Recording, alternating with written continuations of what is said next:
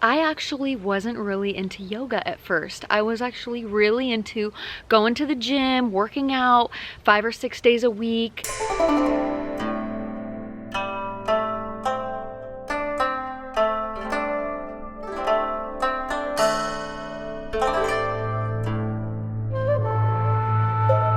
Hello beautiful soul, and welcome to Yoga with Concha. My name is Concha Joy, your intuitive empowerment yogi coach.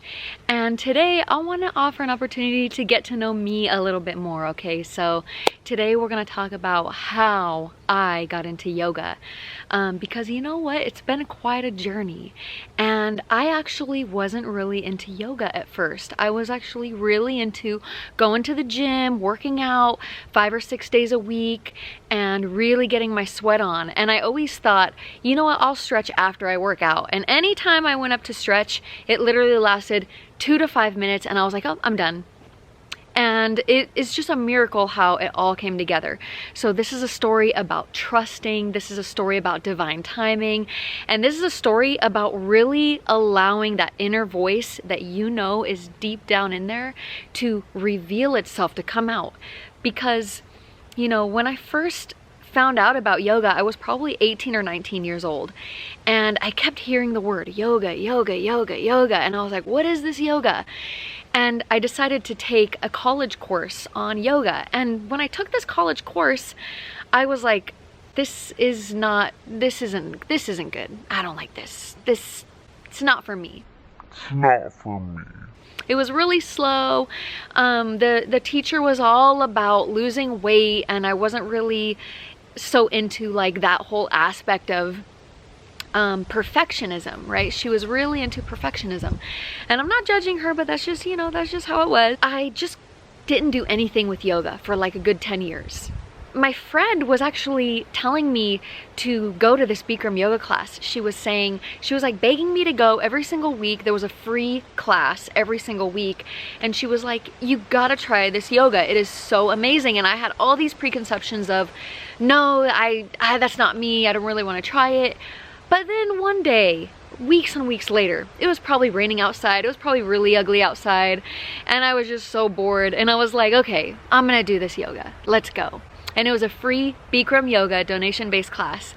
And basically, when we went, I started to just realize how much I was breathing, how much I was connecting with my body.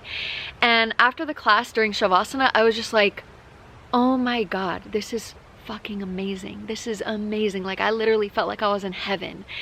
And right after that, I started doing these 60-day challenges. So I was doing 60-day challenges all the time, like 3 times a year, right? As many times as I could. So I'd be going to Bikram yoga literally 60 days in a row, which, by the way, I do not recommend it unless you're like really working out in the gym, unless you're really fit, because Bikram yoga can be really hot and it could like make you really dizzy and all of that good stuff. So be careful when you're doing this, all right?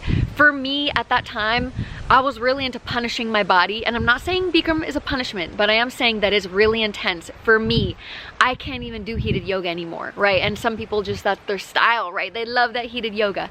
So what I'm saying is that, you know, for me, I really loved that type of yoga. Fast forward, I was doing HR in the corporate world, right? And I was getting this new job. I was interviewing with the company, and the CEO was actually out doing a retreat for a week. And the receptionist said, you know, he won't be able to interview you. He is actually on the silent retreat. And I was thinking, I had all these preconceptions. I was like, oh, he's probably drinking margaritas in Cancun at the beach and blah, blah, blah. But actually, when he got back, we scheduled a one-on-one. And I got hired, and we really liked each other. We connected with the team and everything. And he took me out to lunch, and he started telling me all about this experience that he was having in this 10-day silent retreat, which is called Vipassana. And he told me about how he had, you know, a vision of the Buddha and a lot of really private information that I won't share on camera because, you know, he probably might watch this, and, you know, I want to make sure that I'm respecting his privacy. But he was telling me all of these really mystical experiences that he was having in this Vipassana. And I was just like, this is a thing I need to experience. So I immediately signed up for a 10-day silent retreat, the Vipassana. I signed up for that one right away. A few months later, I ended up going to this silent retreat. And during the silent retreat, I was tested. It was really challenging for me to just sit with myself, to just sit in my own energy. It was such a challenge, but it was really necessary, because actually what I had realized, there's these squirrels fighting over there. What I realized is that I had all of these thoughts that were going in my head, and they weren't even mine. I had all of this energy of wanting to please people, of wanting to do what's right, not of what's right for me, but what's right for from someone else's perspective. Okay, so for me, it was really, I had this chance to tune into my own energy. And when I got out of this Vipassana, I actually had the CEO of another company reach out to me and offer me a position making over twice as much as I was making, working the same amount of hours. And not to say that it was a betrayal for the current CEO, because that job was actually a temporary part-time job. So anyways, after this Vipassana, all these miracles started happening. Just things started falling into place.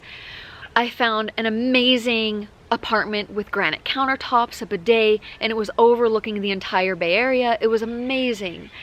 Not only that, but things just started shifting in my personal life. I started to take more accountability. I started to put more time in for me, honey, and it was just amazing. I could say that the benefits were immense.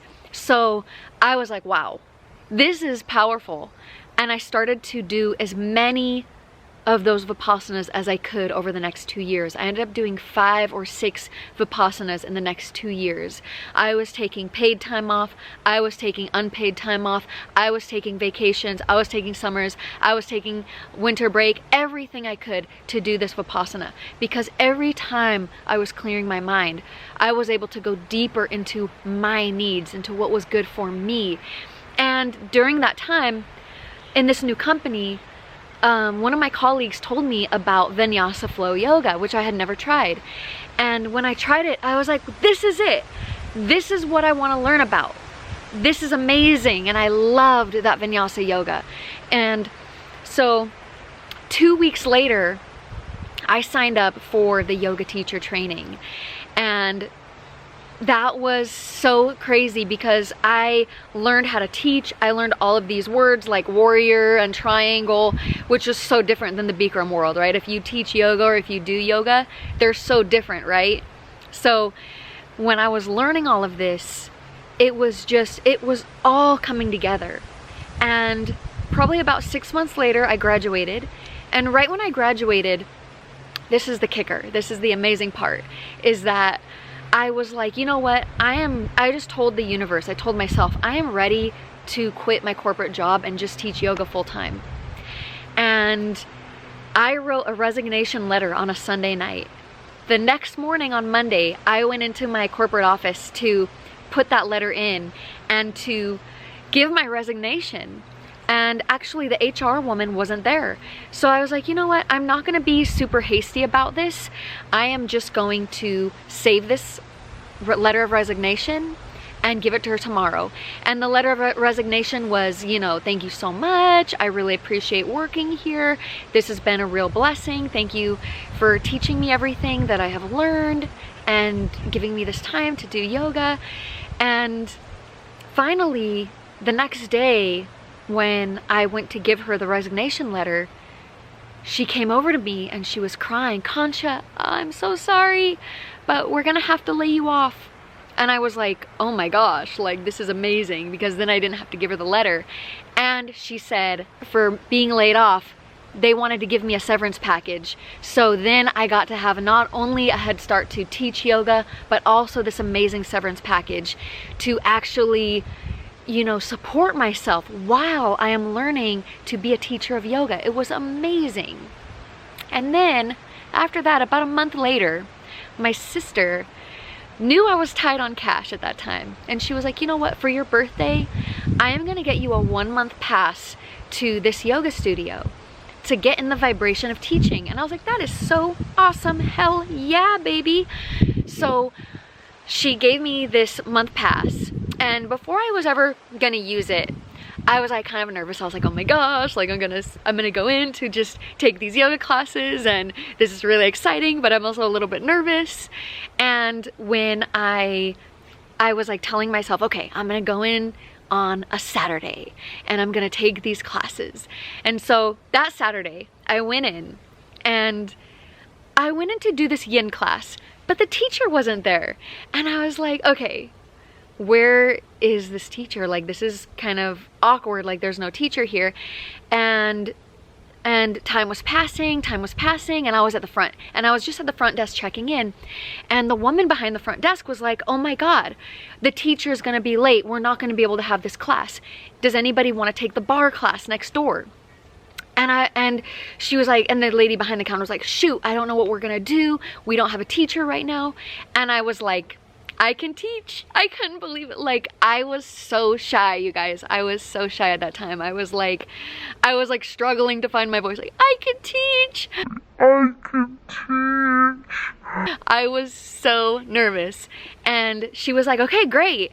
And then after that, when I taught the class, it was amazing. It was amazing. And then they ended up offering me 2 additional classes permanently to teach there. And that is how I started this amazing journey. So I want to tell you that, you know, it's all about just clearing your mind, tapping into who you really are. What do you really want?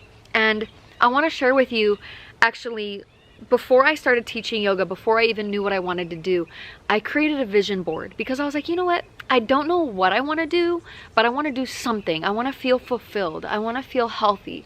I want to feel, and I gave all these things of how I wanted to feel. And I wrote on my vision board, I don't know what exactly this career is, but this is how I want it to make me feel. And when I did that, before I even did this Vipassana, I ended up getting this in a fortune cookie. And it says, clear your mental, emotional, and psychic space and you'll see. And I saved this fortune cookie. I got it laminated. And it just was really clear to me. Like, when I clear my space, when I get into my own energy, I can really feel my own inner voice, my own higher self, my own higher calling. And so for me, it's not even about, you know, teaching yoga for weight loss or teaching yoga about anything else, but to get into your own energy, to feel your own empowerment, to get connected to your higher self and your higher calling. Because when we are able to tune in to what matters the most to us, we can make the most impact and we can feel the most fulfilled. And it is such a powerful thing. So there you have it. That is my story. I hope you really enjoyed it. And if you have any questions, feel free to leave them in the comments below. And I would love to make more videos so y'all can get to know me a little bit more, okay? And I will see you all for the next video, okay? Namaste. Mwah.